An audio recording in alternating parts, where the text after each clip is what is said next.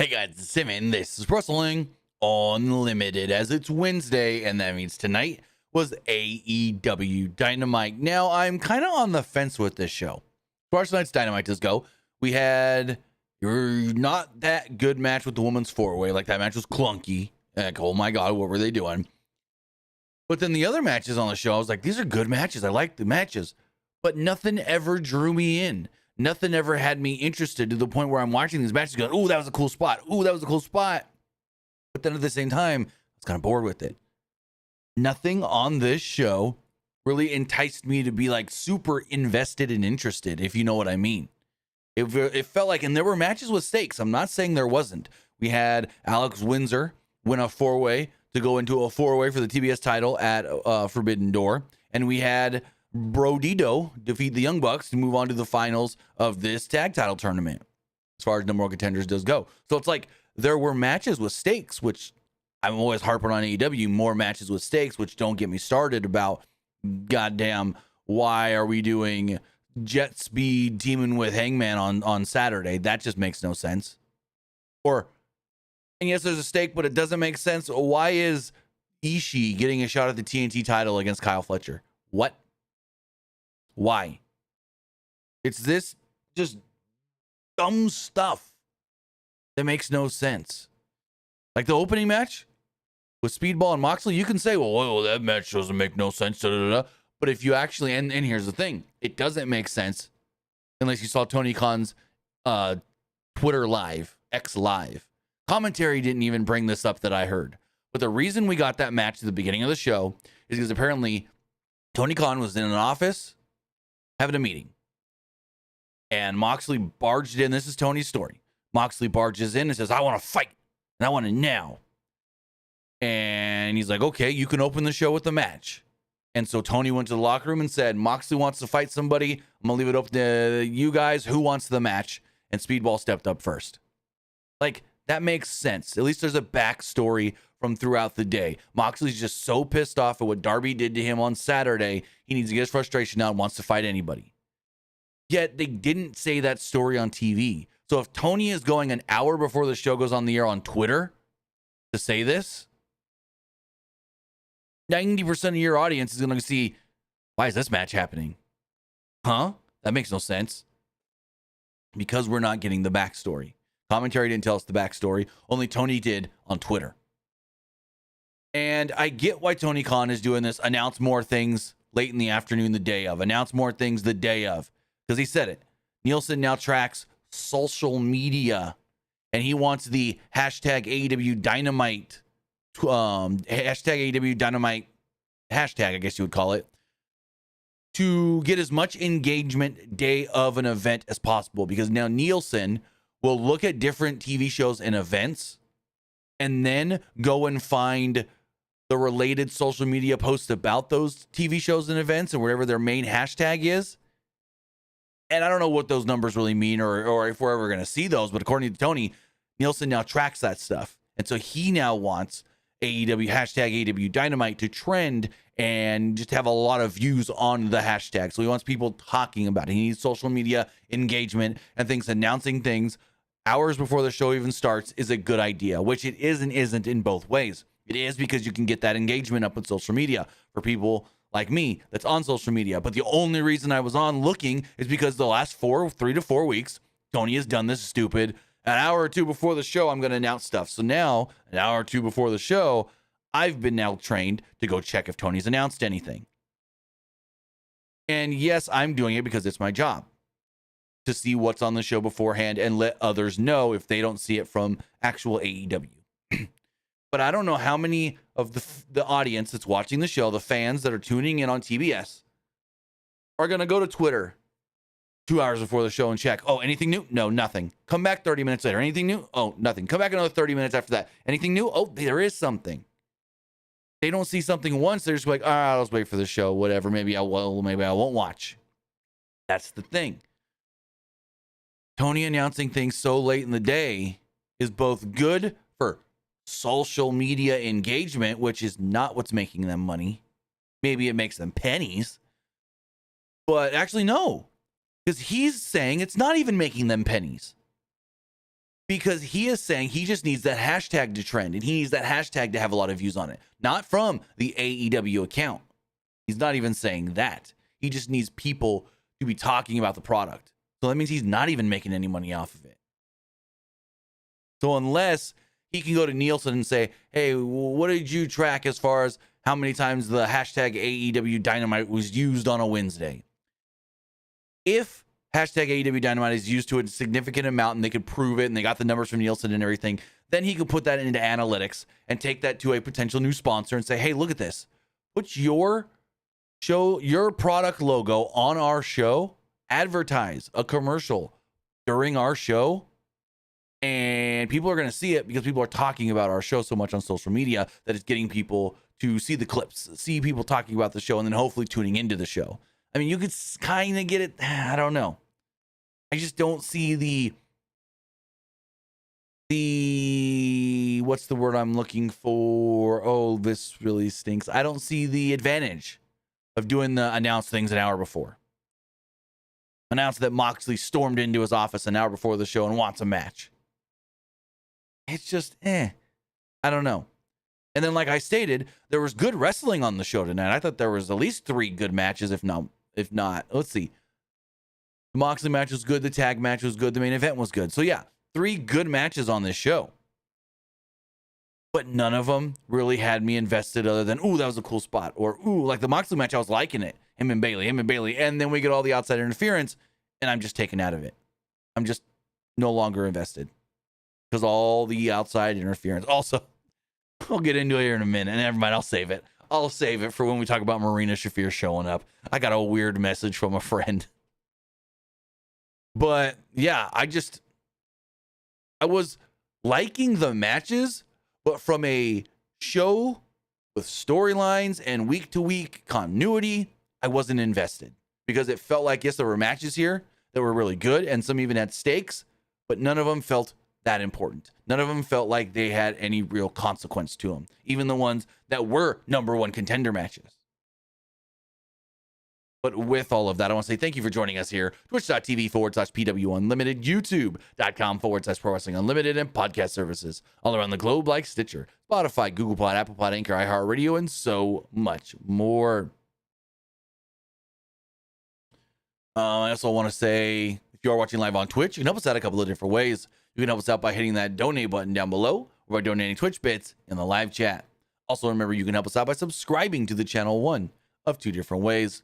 You can either subscribe with a tiered subscription, or you can subscribe with Amazon Prime. Because remember, if you have Amazon Prime, then you have Prime Gaming. Prime Gaming gives you a lot of cool things like free games, free stuff for games, and you always get 1 free subscription to any Twitch channel you want to subscribe to throughout the month. And I greatly appreciate it if you did right here, Pro Wrestling Unlimited. Also, remember to help us out over on YouTube. You can help us out over there by hitting the subscribe button. That way you know we post new videos. That way you know we go live. And that way you know we post the community tab. Also, remember to help us out over on YouTube as a channel member. Hit the join button to become a channel member. You get a badge next to your name. Emotes and emojis you can use in the live chat. You'll also get access to our graphics tutorials and our graphics packages. And finally, if you want to get your comment, question, or concern read live on the air, you can do so by donating a super chat in the live chat.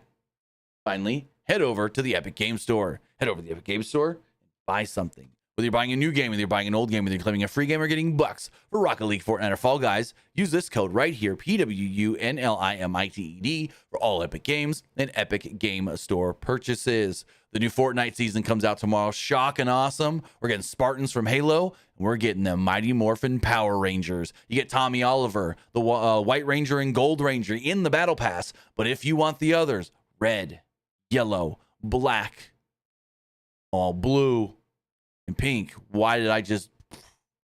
You have to buy those from the shop. And if you do, when you do, use our code PWUNLIMITED. Put it at the bottom of the shop when buying anything, whether that's on your PlayStation, your Xbox, your Switch, your phone, your PlayStation, your PC, or your tablet. Maybe even your Amazon Fire Stick you play off of. It's going to ask you at the bottom of the store. If you have a code and you do it, is PW Unlimited.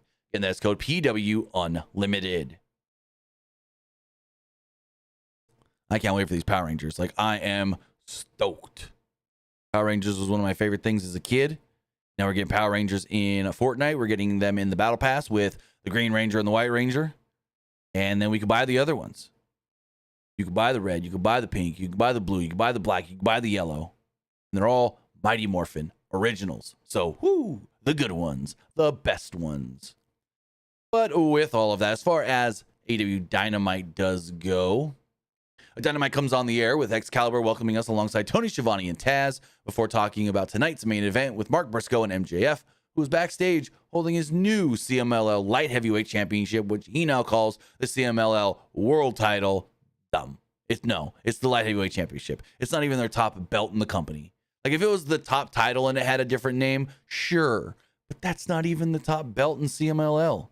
When we go and look at CMLL Championship, CMLL Championships, there's the CMLL Heavyweight, the CMLL World Lightweight, the CMLL Reina, which is the female. And I think that's, let's see. There's the CMLL Heavyweight, which Gran Guerrero holds, which is considered their top title. The CMLL World Lightweight Heavyweight Championship. Light Heavyweight Championship. CMLL World Middleweight title. The CMLL Welterweight title. CMLL Lightweight title. CMLL Mini Estrellas Championship. Micro Estrellas Championship. World Tag titles. World Trios titles. World Women's Championship. Oh no, the Reina's title I think is AAA, never mind. World Women's Tag titles. And we go on from there. The NWA Historic, NWA Historic Middleweight, NWA Historic Welterweight. But anyways, it's like, for him to call it the CMLL World Championship, it's not even their top belt. So you can't call it that. It's the light heavyweight title, not the heavyweight title. It's their version of the TNT title or the unified title, the international title, whichever one you want to look at. Well, anyways, where was he said, since Hangman Page refused to give him a world title match, one of his friends is gonna have to pay. And that's Mark Briscoe. Mark Briscoe is looking like he's gonna see the eyes of the devil tonight. He has no problem sending him back to hell, or even worse, Dumpster, Delaware, where he'll be stuck sucking some chickens in the farm. And then he just wished, he said that Briscoe's luck has run out. Then we move on to our first match of the night. It's Jon Moxley, Speedball Mike Bailey. Now, if you guys didn't see the report that came out last night, early this morning from Fightful, sounds like MJF doesn't like Speedball. At least that's what that report would lead you to think. Yet, the two posted a video on social media together today. There's a video of Hurt Business or Hurt Syndicate walking in the back, and they're walking, and they walk up on what's his name? They walk up on Speedball. I don't know why. I saw something in the chat that confused me. They walk up on Speedball, and MVP's walks and goes, "Fuck you, Speedball." And he goes, "Fuck you, MVP." And MVP looks over at Benjamin, and Lashley goes, "Say it." You want to say it? And they're like, "Fuck you, Speedball." And Speedball's just like, "Fuck you guys too." And he's like filming on his little GoPro. And then MVP comes up in the shot and just like, "Hey." And then, yeah. So are they trying to... MVP, did I say MJF? I get those so mixed up because it's so close. MJF, MVP, MJF, MVP. Anyways, MVP. So are they trying to debunk that story that MVP hates Speedball? With that video right there? I mean, there's no other reason for them to make that video. So, yeah. As far as this match does go, the bell sounds and Bailey exploded with offense while Moxley was scanning the crowd. He was looking for Darby Allin, thinking Darby might come out, which he did later. His corner punches that connected, but Moxley raked the eyes and dished out some punches of his own. Moxley kept Bailey grounded, but while Moxley dodged a handspring, Bailey responded with a drop kick. Bailey floated over into the corner, went for his moonsault, but Moxley simply poked at the eyes. After a commercial break, Moxley was in control, hitting an avalanche butterfly suplex and he wrenched away at the fingers of Bailey. Bailey did battle back with some kicks and a missile drop kick that landed flush. Moxley was then lit up with some kicks until a running shooting star got a near fall from Bailey. Moxley tried to go for the rear naked choke, but Bailey spun out of it with an arm breaker before going up top for a huge shooting star press that got a 2. Moxley at one point powered up Bailey got a Hurricane Rana back to the arm breaker, and then both started trading near falls. And there was a double knees moonsault from Bailey. At one point, so Marina Shafir shows up here, right? And Kevin Knight shows up too, and everyone just starts kind of going at it at ringside and this and that. But I get a message from a friend that goes, I know you know how to show titties on TBS. I said, what do you mean? He goes, look at Marina Shafir. I was like, what do you mean? He goes, she might as well just be topless. Her shirt's so tight, she's wearing no bra, nipples just poke right through. I'm like, what? I finally paid attention. I'm like, oh shit. She's been doing this for a couple weeks now. This has been a thing with Marina Shafir. No bra and just a boings. But I thought it was funny. I get the message from a friend going, I know you can show titties on TBS. I was like, what? But hey, he's kind of not wrong. Kind of not wrong. With how tight her top was and how hard her nipples were. Yeah, it was there. Anyways, them coming down allowed to cause some distraction. Yuta then came out, tripped Bailey. Then Marina tripped Bailey. Referee was distracted by all this. Moxley then hit a suplex slam, and Bailey kicked out as Darby appeared, grabbed Yuta, choked him out into the crowd, and then just a bunch of schmaz is going on, and can't really keep track of what the fuck is going on. Moxley at one point then spun out and sank in a choke before spiking Bailey with the Death Rider and pinning him 1, 2, 3. So there you go. Moxley gets the win. Post-match, Moxley and Shafir scramble through the crowd. I guess you could say go find Yuta. Sure. The last couple minutes of this match was just a big schmoz. Last like 4 minutes or so. 3-4 minutes. In the back, Renee Paquette's interviewing Timeless Tony Storm and Alex Windsor. They're talking about the Fatal 4-Way later on tonight. Storm said that tonight is a... What did she say? I wrote this weird... menagerie of bruising, brawling bitches. Something she used to dream about. If there's anything she knows about, it's non-sexual friendships with Windsor. You can beat up. She said it's you can beat us down, but not beat us off.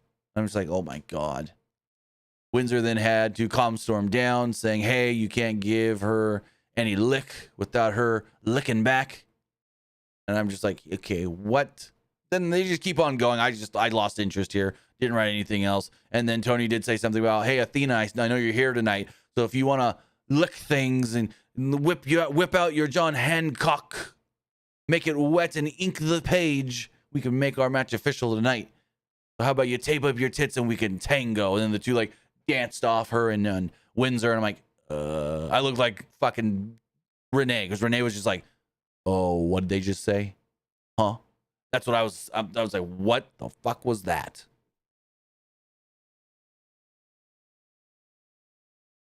Kid Vicious, yes, you can play video games on your Fire Stick. You ever heard of Amazon Luna? There's a whole streaming platform on the Fire Stick. Amazon Luna. Plenty of games. You can play Fortnite. You can play... There's a lot of games you can play. Sonic, Mania, Hot Wheels games are on there. There's a butt ton of games you can play on your Amazon Fire Stick. They even have their own dedicated controller. The Amazon controller. Like the Amazon Fire controller, whatever it's called. Yeah, no. That's been a thing for a while there, Bubba. Basically, what Google was trying to do with Stadia, Amazon got working with Luna. It's not like super well popular. Like not everybody uses it. Or it's not like something that, you know, is a... How do I say this? It's not something that's like a competitor to the Switch, the PlayStation, or the Xbox or anything like that. But it's there if you only got a Fire Stick and you want to play games. You can link your PS4 controller, any Bluetooth controller, you can link to it. But of course, the Amazon dedicated controller is going to work the best with it. But yeah, plenty of games. Crossy Road, Wheel of Fortune. Like, I know we're getting off topic here for a second, but if you just go Amazon Luna, you just look here real fast. And Luna is got a subscription, but it's also got free games like Fortnite. You don't have to pay to play Fortnite. But if we look here really fast, like games that I've played on it, Sonic Mania, but then you've got Fortnite, you got Fallout New Vegas, Fallout 3, Saints Row, Trackmania. You can get Madden, FC 26, Jedi Survivor, Need for Speed Unbound, Jedi Fallen Order, Dead Space. Like all the top games, or a lot of them at least, are here. Death Stranding, Tomb Raider, Deus Ex, The Witcher 2, the first 3 Tomb Raider games, like the originals, Sonic Team Racing, Sonic Superstars, Batman Arkham Knight, Farming Simulator. So yeah, plenty of great games. The Hot Wheels Unleashed games, like I was saying. You got the Lego games, SpongeBob Battle for Bikini Bottom. Yeah, a lot of great games you can play on your Amazon Fire Stick. You got the Jackbox games there as well. Another big plus. The Jackbox games are all there. All 9, 10 of them. 11 comes out in October. We'll be playing that. All 10 games plus Scramble. So, and then a lot of them are included in the Luna subscription, but then you can link like your Ubisoft Plus to it. I think there's an EA Play component to it. Maybe, I'm not sure. But yeah, no. Plenty of games that you can play. And look, you use your Luna controller, your Xbox controller, PlayStation controller, your third-party controllers, your phone as a controller. So many options, so many cool things. Guacamelee 1 and 2, Windjammers 2. Oh, don't show that to Woods. Xavier Woods loves him some Windjammers. But yeah, so many cool things, so many great options, just right on your Amazon Fire Stick. Hell, I think even the Roku TV's got games you can play with, like the remote, like simple games you can play with the remote. Let me see. Roku games. Yeah, they got some casual puzzle and card games that you can play, like what's the word I'm looking for? Wheel of Fortune and stuff like that. Pac-Man. Yeah, there's the Burger Time, Pac-Man, Casino Slots, simple games on simple, like just flash style games on the Roku. So, but yeah. Anyways, you can tell how much I was interested in this show. John Moxley, Marina Shafir shown running into the parking lot. They see a body bag. They unzip it. Wheeler Yuta's in the body bag. And there is a note taped to his head that just says Forbidden Door. So it seems like at Forbidden Door, we're probably getting Moxley versus Darby. And they need to change the name of the show. They really need to change the goddamn name of this show, because it's Forbidden Door because it's supposed to be super international, super interpromotional. Supposed to be AEW guys fighting New Japan guys or CMLL guys or whatever you want to do. Forbidden Door no longer means Forbidden Door. No longer means the Forbidden Door has been open and we can cohabitate. That's not what this means anymore. So they may need to change the name of this show going forward. If we're not going to get so many, and I think one of the hindrances here is that they're running it during G1. So they got nobody available right now. It's like they got to get everyone through G1, see who's healthy, and then go from there. We know that Tanahashi said he was going to work the show and it was going to be his last show ever in the UK. But what have we gotten? No teases of nothing. That was what, April when he said that? So I don't even freaking know. But yeah, I think they need to change the name and get rid of the Forbidden Door branding, because it's not forbidden anymore. It's Athena versus Tony Storm. That's AEW versus ROH is basically the same company. It's Okada versus Swerve. They're both are AEW. It's probably MJF and Hangman. They're both AEW. Probably Moxley and Darby. They're both AEW. Only match right now that we know of that's got any sort of Forbidden Door to it is the TBS title match, because there's going to be a woman from Stardom and there's going to be a woman from CMLL in the match. Other than that, we don't have a single match with a non-AEW wrestler in it so far. We don't even know of. Again, they say Tanahashi is going to work the show, but is he? No hints, teases, or nothing. Not on AEW or New Japan television. They go to earlier today. Renee Paquette was outside. Mercedes Moné shows up in a limo. She steps out with all of her belts. Renee says, people are saying that your match with Toni Storm at All In was the greatest women's match in the history of this business. And basically Mercedes got all ticked off that she mentioned All In. She's like, we haven't seen you since then. Where have you been? And she kind of just laughs and walks off. So I thought that match was really good. I didn't think that match was that great. I didn't like all the whole I'm gonna lick your pussy spot and all that kind of stuff. And no, but I could see why people would think that was one of the best women's matches of the year. Sure, but it's not the best women's match ever, if not even this year. They're saying, they say this is the greatest women's match of all time in the industry. It's not, though. When you had Another women's match that was better this year. Io, Rhea, Bianca at WrestleMania. That match was better than Toni Storm and Mercedes Moné. So to say that's the greatest women's match of all time in the entire industry, they didn't just say in AEW, they said in this industry. To say that in a year when there was a match that was better than it, that's just fucking ridiculous. And I know they're not going to acknowledge WWE and acknowledge that match from WrestleMania, but then don't say it's the greatest women's match of all time. You could say it's the greatest women's AEW match of all time. And is it? Because I liked Toni Storm and now I'm going to say Blake Monroe, but Mariah May better. I thought their Hollywood ending match was better than Toni and Mariah. So at best, I would say Toni and Mercedes. I mean, better than Toni and Mercedes. At best, I would say Toni and Mercedes. Third best women's match of the year at best. And I've seen some say that the Naomi Rhea Io match was just as good as the Mania match. So do you put that above it too? I didn't think it was. I thought if the Bianca triple threat was up here, like best match of the year, Naomi's one would be down here from SummerSlam.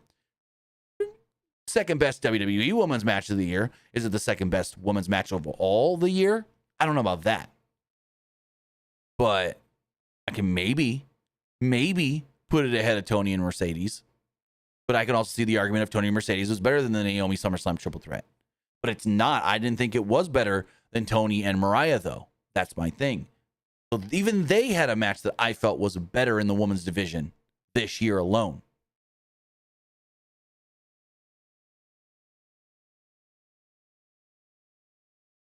Speaking of women's matches, we had Queen Amanata, Sky Blue, Alex Windsor, and Billy Starks, and I felt like they tried to do too much. It was overbooked, and it was clunky. Alex Windsor did look really good. The other three, Billy Starks was fine. Queen Amanata was okay. Sky Blue, what are you doing?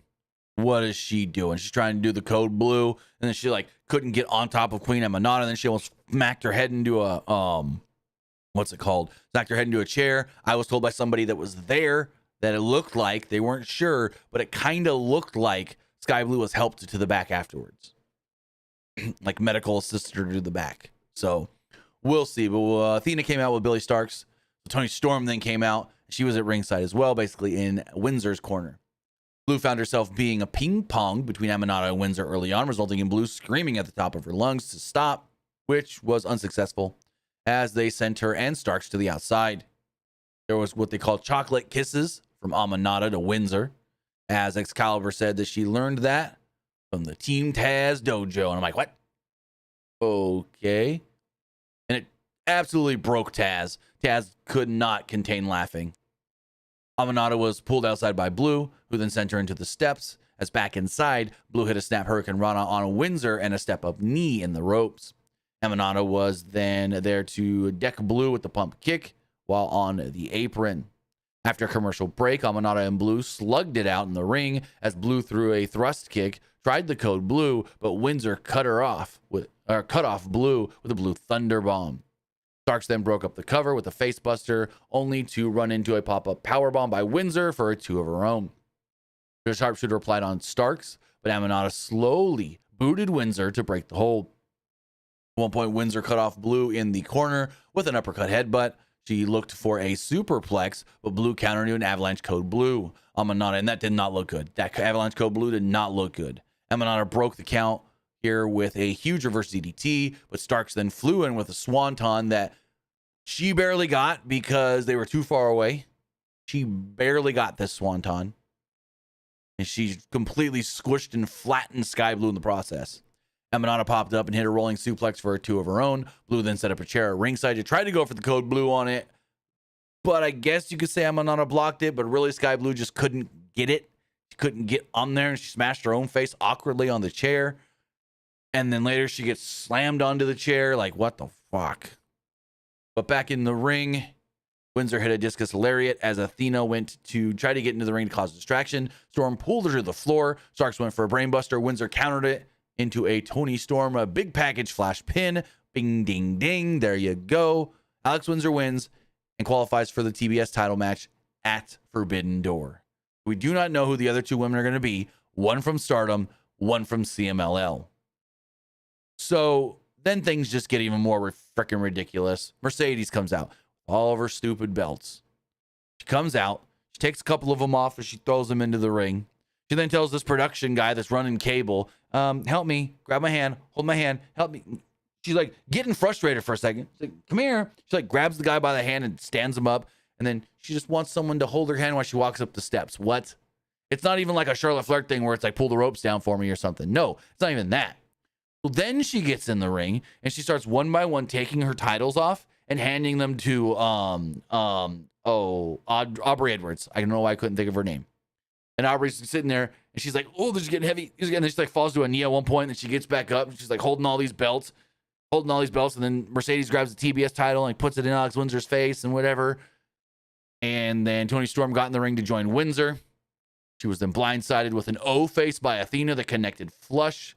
Monet then hit a backstabber on Windsor, and Monet and Athena stared down both Storm and Windsor as they retreated, basically. Athena then tended to her minion, Billy Starks. So is this leading to a tag match? Tony and Alex versus Athena and Mercedes? It looks like it's possible. They didn't announce it that I saw. They didn't announce it for Collision. They didn't announce it for next week's Dynamite. All we know for next week's Dynamite is Cope versus Stokely. And then, what was it? Moxley versus Kevin Knight. Yeah, Moxley versus Kevin Knight. The match was, I think they tried to do way too much. And they got lost a couple times. Things were clunky. And things got messed up. We go to earlier today with Renee Paquette. She's like, well, I'm here with, the Young Bucks. And they kind of got all perturbed. And then she's like, what do you think about having to face Brodito? They're a pretty good team, aren't they? And Nick was like, hey, what's with all the disrespect? And then Matt goes, hold on. Stagehand guy, come here. We need to talk to you.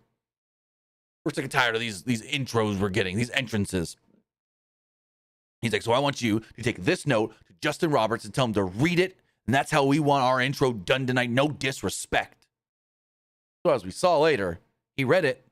He did it like they asked. He just read verbatim what they wrote. They gave instructions, and he just read the instructions instead of doing what they were instructing.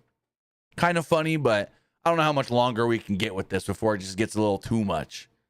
Like Justin Roberts reading the instructions and whatnot was funny. I won't say it wasn't. But it's like, how much longer can this really last? Like their lower third said Max and Jeremy. And if you don't know that joke, it's because when they were in TNA, they were Max and Jeremy Buck. Then, holy shit. Renee's in the ring. She calls out the Don Callis family. New TNT champion, Kyle Fletcher. Oh my God, this segment. But first off, Don tries to talk, and they're booing. And Callis said, why is he building the largest numerical faction in all of wrestling? Because I want power. You want power in this business? You cast your eyes on gold. And you get that gold, and we've got gold. I got Okada, who wasn't in the ring with them, and I got him to get 3 belts. He's got them right over 1, 2, 3. He's got 3 titles, and now we got Kyle Fletcher. He's got the TNT title. He destroyed Dustin Rhodes, maybe even ended his career entirely. And I'm like, yeah, you keep walking around with Okada's belts, but where's Okada? He's not with your group out here, and I don't see him. Fletcher then takes the microphone and was like, Dustin's a 60-year-old man. He doesn't deserve to be in the ring with the proto star. And he's not the only one of your favorites I may have put on the shelf forever. Whatever happened to Adam Cole? So he's acknowledging, I'm the one that injured Adam Cole.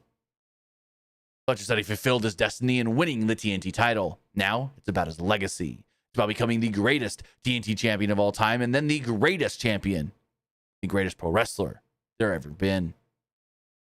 He gives the mic back to Callis. Callis boos and says, I got something for you. You want to see it? I think you really want to see it. You want to see it, Kyle? You want to see what I got for you? I got something for you. And Kyle's like, yeah, I want to see it. What do you got? And so he pulls the sheet off of this painting, and it's, oh my Jesus.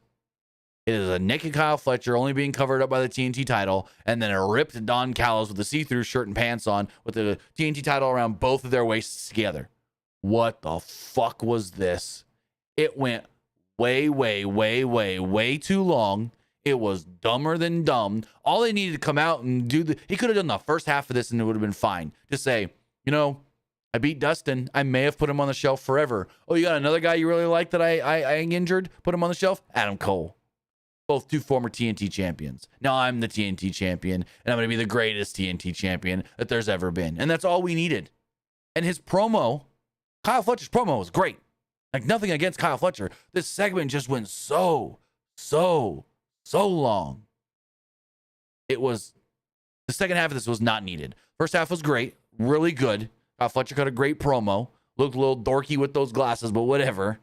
It's the thing. He's supposed to be a little prick-looking son of a bitch. But, yeah, I just felt like it was too long. So we go to the back, and Alicia Toot is with fellow Canadian Adam Copeland, who said that he didn't know how to take Christian's non-apology last week. And it's clear the Cage has learned nothing yet. Cope said that he has his hands full with Nick, Kip, and Shayna, while I have to deal with FTR and Stokely. So, talk to Tony Khan, and next week, I can't do anything about FTR, but it'll be the first ever Cope versus Stoke match. Copley said also, FTR can't come to ringside because they'll break their own protective order. So, yeah, next week, it's Cope versus Stokely. Okay, that's going to be a 2-minute squash at best. Maybe 1 minute. So then we got the Young Bucks versus Brodito. Fun match, but at one point I'm sitting here just going, oh, that was a cool spot. That was a cool spot. And then not paying attention for a second. Oh, that was a cool spot. Like, it never fully pulled me in. I thought it was a great tag match. Tony fucking Schiavone, one of the greatest tag matches we've ever seen in this industry. And like, stop with the greatest this, greatest that. It's not. It was a fun match, but if it's a match where I'm kind of bored at the same time, then it can't be considered one of the greatest tag matches in the industry. No. Say ever? He said ever. So the Bucks were coming down the ramp. They went to have their thing open in front of them, and it didn't, so they have to like open their own garage. Like the garage door got stuck. They had to crawl under it, whatever. Then Justin Roberts starts reading their note verbatim, and he reads the intro like he was sending a text, literally saying exclamation points. He's like, comma, period, exclamation, huge boom. And then like a huge boom goes off. It's supposed to be their pyro, and they, then like it's just an explosion. And I'm like, what the fuck was that? And they said, what the fuck was that? Then, like I said, the lower third said Max and Jeremy on it, which Taz and Excalibur said was some inside baseball. If you know, you know. And I'm like, oh, yep, I know. How many people didn't know, though? Probably a lot of people. Max and Jeremy. That was their TNA names. Max and Jeremy Buck. Anyways, met Nick Rush King on the apron. But Bandito met both with Tornillo as the crowd chanted jobbers at the Bucks. And I don't get it. Why are they now jobbers? It makes no sense. Because here's the thing, and I'm not going to sit here and bitch and moan about this for very long. It's just the fact of, A, Tony Khan joked about this on his little live stream earlier. If Tony Khan really didn't want them to be, if he wanted them treated like this before All In, he could have done it. He's the boss. He's got the sway. If you don't like them, anyways, that's one part. But then calling them jobbers now because they're not EVPs anymore. How long have they been in this business? 20 years? We got guys in this company that's been around for like 5. Those are the jobbers. Like, calling them jobbers is very dumb because technically, when you look at what a jobber is, they're not jobbers. If they were jobbers, they would have lost to the Outrunners, basically. Hell, if they were jobbers, they wouldn't even be put in the damn tournament. Just saying. Anyways, I'm kind of over this, as you could tell. King tagged in and quickly mowed down the Bucks before assisting Bandito with a huge moonsault onto the outside. And then one other thing, it's like the Bucks are now working like they're not good. What? All of a sudden, it's like someone shoved kryptonite in them and they lost all their superpowers. I don't know. Bro, if you're trying to compare Dynamite to Evolve, yeah, then you're a goddamn I'm a AEW cider. Like, you're just trying to find something WWE to compare and talk smack on and say the Dynamite was better than. Was Dynamite better than Raw? No. I'll tell you that. I'll tell you that. Raw was better than Dynamite. Oh, it's better than Evolve. No shit, it's going to be better than Evolve, because Evolve is full of super developmental talent and indie guys. More than NXT is. Just saying. After a commercial break, Nick flew in with the springboard Hurricane Rana on King before sending Bandito crashing to the outside. There was risky business on King, who kicked out of a pin attempt as Nick continued to keep the big man down in the corner. There's an assisted slice bread into a running big boot. And Matt wanted more bang for your buck, but collapsed with the weight of King on his back. King then fired off a forearm and flattened Nick in midair. At one point, the Bucks followed this up. The Bucks did get advantage and followed up with an assisted swanton for a 2. King was low bridged after making the save, and Matt hit a blockbuster off the apron, while Nick connected with an Escalara onto Bandito, going to a second break. The Bucks couldn't decide on what to call the former EVP trigger BTE trigger, causing enough of a delay for them to trigger. Boom, bonk knees. Bandito then tags in King. It was a house of fire. Huge double corner cannonball until King floated into the corner and hit a somersault senton off the apron onto the Bucks on the outside. At one point, Bandito connected with a huge frog splash on Nick for a 2 before a Cazadora slam was blocked as Nick got his knees up. Matt then took advantage with the Cazador facebuster on Bandito, but was crotched in the corner by King, who hit a huge superplex. Bandito then tried to double team, catapult, monkey flip, but Bandito crashed and burned. There's a super kick party from the Bucks, who hit their bounce back double stomp on Bandito, sandwiching King in the process as well. They then did the TK driver. They connected, and King broke up the pin. Matt then scaled the ropes and spiked Bandito with a DDT. At one point, Bandito and Nick were fighting, and Nick and Bandito fought while they both stood on the barricade. Nick hit a super kick, charged only for Bandito to press slam him onto his brother, and while standing on the barricade. Back inside, there's an X knee on Matt. Bandito then followed this with a 21 plex, but Nick broke it up. King then wiped out Nick with a tope suicida. Bandito flattened Matt with an avalanche fall-away slam for a 2. Then there was a senton from King, as this time Bandito was successful in hitting the monkey flip 450 that just looks wildly crazy. And then Bandito pinned Matt while basically Brody King held Nick off from getting back into the ring. And they will now move on to the finals of this tournament. Brodito will now take on the team of FTR in the finals, which they didn't state when that match is taking place. They didn't state if it was next week on Dynamite or not, because we only got the 2 singles matches. But we have time. They got time. They got 3 weeks, 2 weeks. How many more Dynamites? 2 more Dynamites.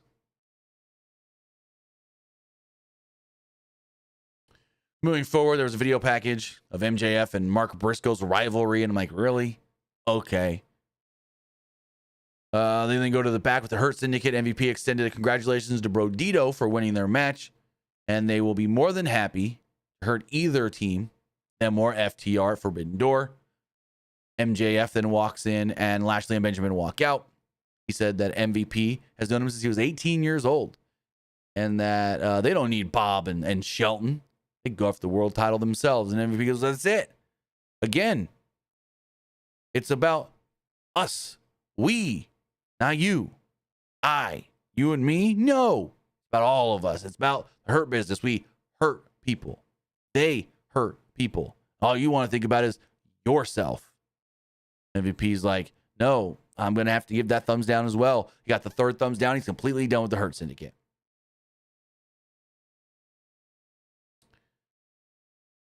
Then Alicia 2 is backstage with Stokely and FTR. As Dax Harwood said, that they know what Adam Copeland is doing, but they did this for his expense and his family. Wheeler said they told Stokely that he didn't have to be there next week, but now they can't be held responsible for what Stokely does to Cope. Stokely said that I'm injured and calls Copeland a bully. And while he's short and bald, can't get any hoes, he's fighting for his whole life. The fight next week in Cincinnati will be Copeland, heading back home to his wife and what do you say, with his head up his micro brawler or something like that. He made a micro brawler reference. And then he basically just said, I'm also going to send, they said, in the future, juvenile delinquent kids telling the big Stoke pinned you in the ring. Top guys out. It was kind of weird, but whatever. There's a video package hyping up Okada versus Swerve for Forbidden Door, and Swerve came out to speak with Renee at the ramp. Renee welcomed Swerve Strickland and Prince Nana. Strickland said that, he's not concerned about the Don Callis family, and unified title rules means that they can't be there or they're fired. He's like, plus, we've taken care of them before. I had a match before where Don Callis tried to get involved, and what happened? Prince Nana dropped them. It was the Ospreay match. He's like, all of Okada's accolades are true. He's one of the greatest big match wrestlers there ever been. But while some say Okada is once in a generation, there will never be another Swerve Strickland. When Okada stared in Swerve's eyes, he saw nothing, while Strickland saw death, as he put fear of God inside of Okada. So this isn't a big match for AEW or the wrestling world. It's just one for Okada, who has to face the most dangerous man in AEW. It's all about redemption for Strickland, who has lost twice in London. So it's time to defeat the Japanese legend, standing over a defeated body of Kazuchika Okada, while Don Callis gets to cry like the little bitch he is.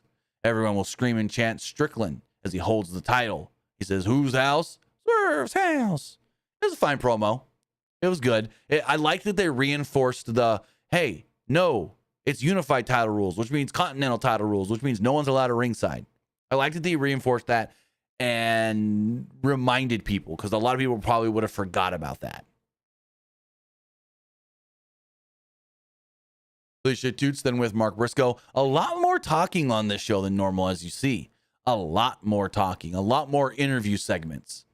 Alicia Toots with Mark Briscoe backstage and said it's time for the time for words behind us. As the day of autonomy and animation and MJF, and he just starts going on and rambling.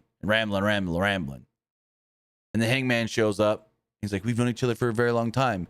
PWX, ROH, New Japan, and now here in AEW. And he said, while he's always admired the Briscoes, it's what he's done over the past few years that's made that respect even stronger. Page hopes that if Briscoe wins, that means that he can get a shot at the world title. He wishes him luck and shakes his hand. Well, aren't you the champ? Couldn't you just say I want to defend against Mark and go to Tony and ask for the match? Pretty simple. Maybe gets the backstage Queen Amanada, who is disappointed she didn't win the four-way, and then Willow comes up and tells her to shrug it off, and she gives her a big old hug, and then Willow makes it all about her. And then she said that they'll handle business this weekend this weekend with Ty Mello to take on the Triangle of Madness. Statlander then comes in and tries to be all buddy-buddy with them, and they're not having it, and they tell her to get away, and yeah. Sure. Then we got our main event. Before we talk about the main event, we got to hear about the sponsor, AECOOLY. Does the summer heat got you sweating through your shirt before noon? Maybe it's time to chill with an AECOOLY handheld fan. This pocket-sized powerhouse is your secret weapon against scorching temps. Whether catching rays listening to music or just looking to get a great tan, it brings the breeze right when you need it. With 3 speed settings, a rechargeable battery that lasts up to 10 hours, and a whisper quiet motor, the AECOOLY fan delivers cool comfort without the buzz or bulk. Toss it in your bag, clip it to your desk, or have it right by your side at all times. It's compact, stylish, and oh so convenient. So why melt when you can breeze through summer? Use our link in the description below, scan the QR code on the screen, or head over to pwunlimited.co/AECOOLY. That's AECOOLY now for coolin' in the palm of your hand.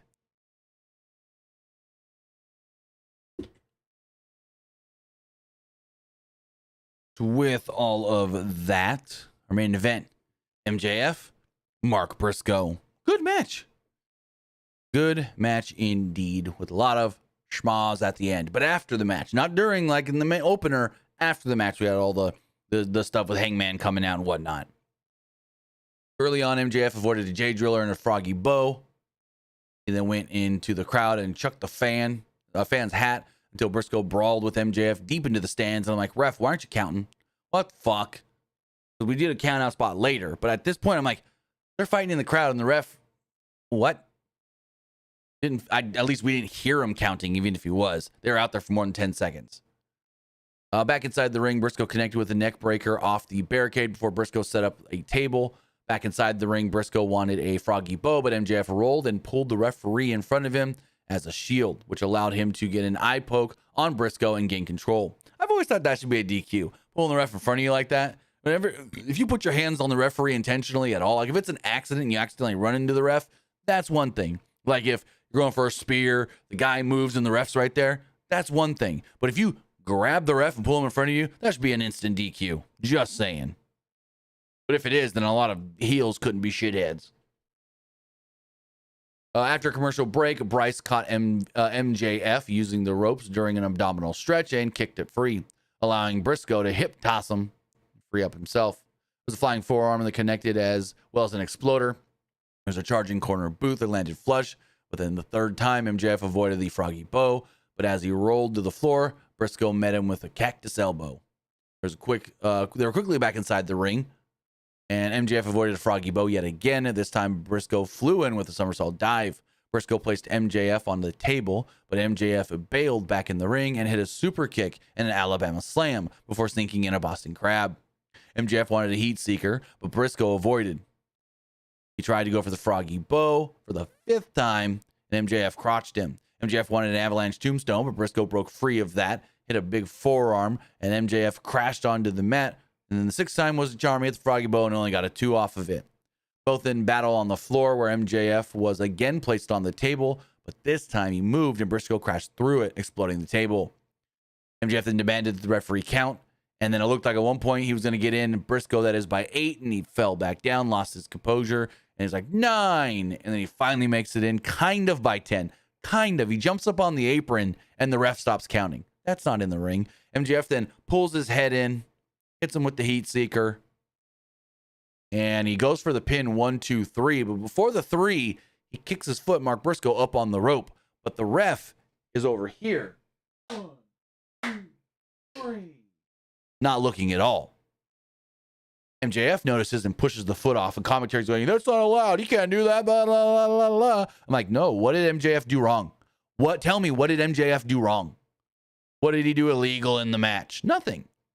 The ref called for the bell, so he just moved the foot. Because technically, what was the ref going to do? See the foot and reverse the decision? No, he can't. The ref's decision is final.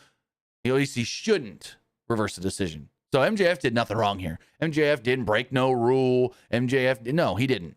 The ref's the dumbass who didn't look, who was positioned the opposite way. Of course, on purpose, because that's what they want you to think. These fucking AEW refs are morons. Always. Always.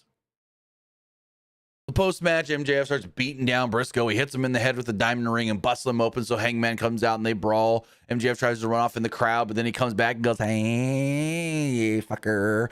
And then Hangman jumps in the crowd and they start fighting, and they fight back into the ringside area and into the ring, and they're fighting and fighting and fighting, and finally MJF runs away.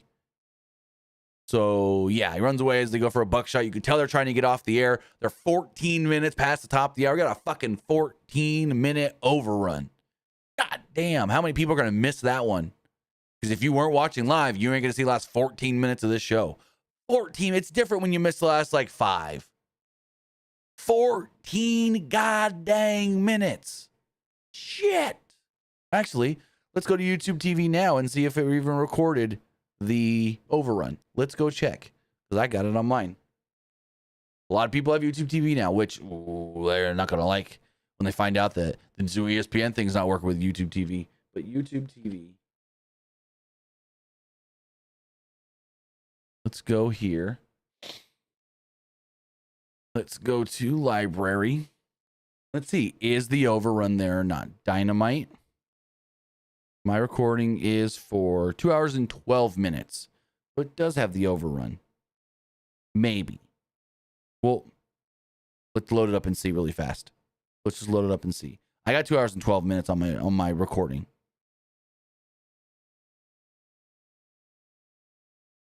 Where does it cut off? Where does it cut off? Oh, no, we got the whole thing there. Okay. So someone has said, hey, this show goes long all the time. Give it extra time.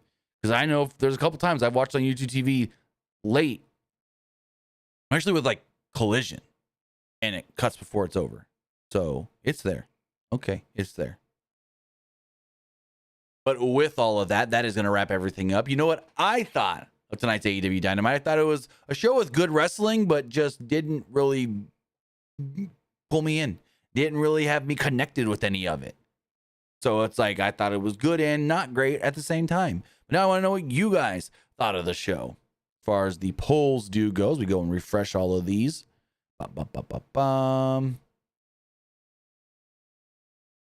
One, two, three. As far as the threads poll does go, 63% thought it was just all right, 25% didn't like it, and 25% thought it was 63% liked it, 25% thought it was just all right, and 13% didn't like it. As far as the Twitter X poll does go, 47% liked the show, 35% didn't like the show, and 17% thought it was just all right.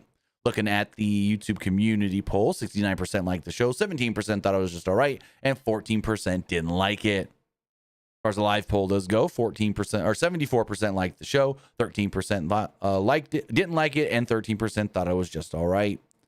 And as far as Twitch goes, 67% thought it was all right, and 33% liked it. With that, guys, that is going to wrap everything up. I want to say thank you for joining us here. Twitch.tv/PWU Unlimited, YouTube.com/Pro Wrestling Unlimited, and podcast services all around the globe like Stitcher, Spotify, Google Pod, Apple Pod, Anchor, iHeartRadio, and so much more. With that, we will be back live on Friday for both the wrestling wrap-up around noon Central Time and then Friday Night SmackDown Friday evening. With that, guys, have a great night. I'll be back live tomorrow also playing some Fortnite.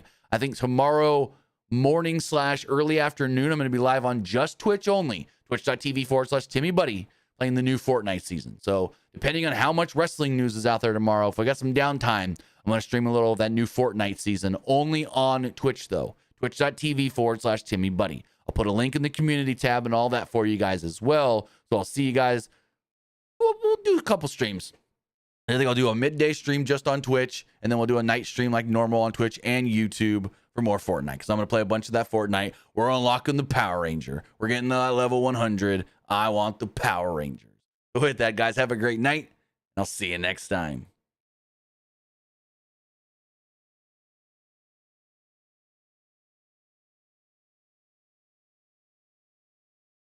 All right.